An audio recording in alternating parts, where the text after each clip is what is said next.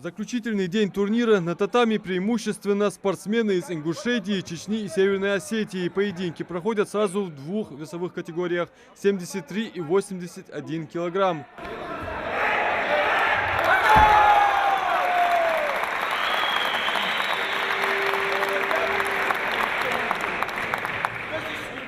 Крепкий захват обеспечивает прямое воздействие на противника и проведение броска. Недаром в дзюдо считается, что тот, кто провел удобный захват, выиграл схватку. Это на деле показывает Магомед Эльджеркиев.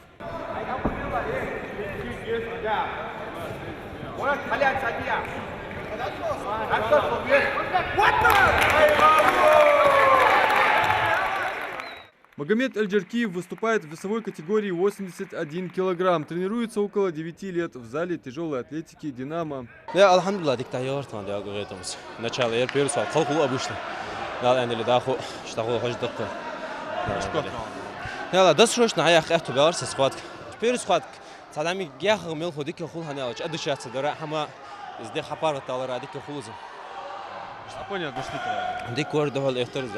После недолгого противостояния Байсангур Багаев из Чеченской Республики выхватывает победу у своего оппонента. Воспитанник Грозненской спортивной школы выступает в весовой категории 73 килограмма, в которой выступал и сам мастер спорта СССР международного класса, двукратный чемпион Советского Союза и чемпион Европы Магомед Парчиев.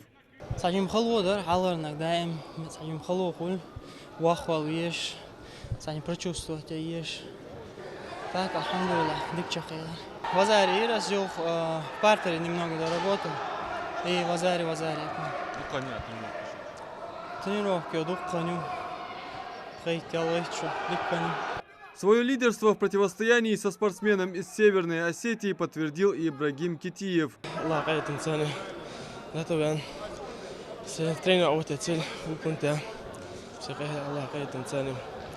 Соперник Ахтавар Багдалович. Ну, в любом случае, Баханович Аллах нокусду. Аллах кайтин цани хайхтар. Досрочный квартал Ахтабал. Болевой прием цани. Болельщиков порадовала и победа Магомед Амина Цичоева.